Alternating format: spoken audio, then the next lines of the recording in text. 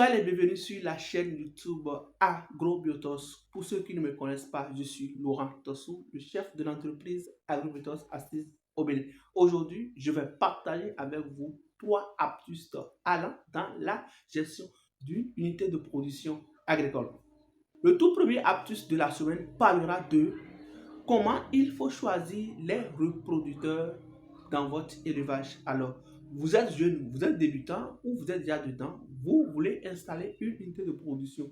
Quelle que soit l'espèce d'animaux que vous voulez élever, il est important que vous notez ceci. Le choix des reproducteurs devient très capital et vous devez penser dans un premier temps au lieu, au fournisseur où vous irez chercher les reproducteurs.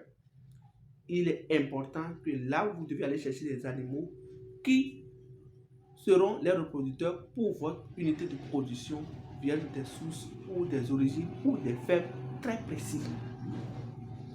Bien que ces animaux viennent des fermes ou des unités de production structurées que vous connaissez, il est important que vous ayez une idée sur un certain nombre d'aspects, notamment sur la rusticité de cet animal, sa capacité à être résistant devant les maladies ou les intempéries, notamment le vent, la chaleur et tout ce qui le caractérise.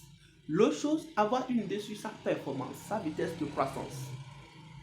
Est-ce que cet animal s'accroît vite? Aujourd'hui, le thème, c'est de l'argent. Quelle est la quantité d'aliments que cet animal peut me consommer pour pouvoir me donner 1 kg de viande? L'indice de consommation dans notre jargon. Il est important d'avoir une idée là-dessus. L'autre chose, il est important d'avoir une idée également sur le gain moyen quotidien.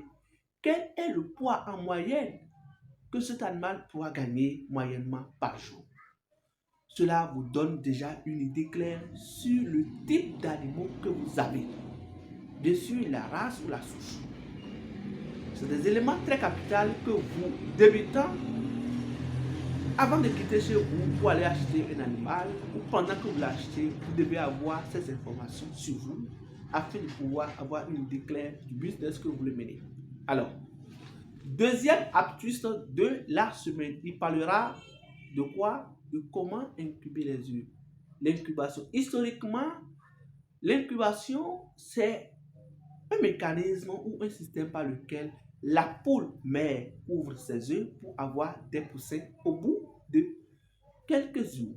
En fonction de l'espèce, il est important que je vous le dise, en fonction de l'espèce d'animaux, est-ce que c'est les dindes, est-ce que c'est les cannes, est-ce que c'est les poules, que nous pouvons donner un certain nombre de jours pour l'incubation. Mais ce qui est important, il faut savoir que nous avons des incubations artificielles et nous avons des incubations naturelles. Tout ce qui rentre dans le cadre de l'incubation de la couverture naturelle, nous pouvons vous orienter vers 2 ou 3 sujets qui sont vraiment des couveuses naturelles. Il s'agit des cannes. Les cannes barbaries sont vraiment efficaces dans la couverture des œufs. Alors il est important pour ceux qui ont des animaux comme des canards à la maison, sélectionnez vos cannes, les femelles qui sont des cannes, des femelles qui sont parmi elles, et les apprendre à incuber les œufs. Ça permettra d'incuber davantage vos œufs. Pour ceux qui ont des dindes, alors n'hésitez pas également à l'adapter pour la production de vos poussins. Alors, pour ceux qui ont également des poules locaux, rappelez bien, c'est des poules locaux. C'est des poules locaux. Alors, au-delà de tout ça, il est important que le l'éleveur fasse un travail à la base. Étant donné que c'est des animaux qui ont l'instinct de la couverture, il faut l'adapter et trouver les moyens locaux où ces animaux puissent s'alimenter ou leur basse-cour ou là où ils peuvent rapidement se défiler, puissent trouver de l'aliment dans un environnement très restreint pour manger et pour pouvoir revenir sur les œufs. On les adopte afin que ces animaux couvrent touristement les œufs. Au-delà de cela, nous pouvons également adopter la couverture artificielle à base de machines ou qui produisent, qui peut couvrir les œufs, qu'on peut incuber les œufs, pardon, dans ces machines à travers des sources de chaleur comme l'électricité, comme le pétrole et tout ce que vous voyez. Il est important que ces sources ces mécanismes de production artificielle sont produits par des humains, des jeunes ingénieurs. Mais d'ores déjà, pour ceux qui sont dans des milieux régulés, vous pouvez commencer par adopter vos animaux pour l'incubation de vos œufs. Alors, notre troisième astuce de la semaine va nous renvoyer également à la ferme pour la protection de nos fermes. Alors, nous sommes en train de quitter la saison pluvieuse pour la saison sèche et il est important que nous faisons ce qu'on appelle le pare-feu. Le pare-feu est tel que je l'ai défini dans l'une de mes vidéos passées. Il est important.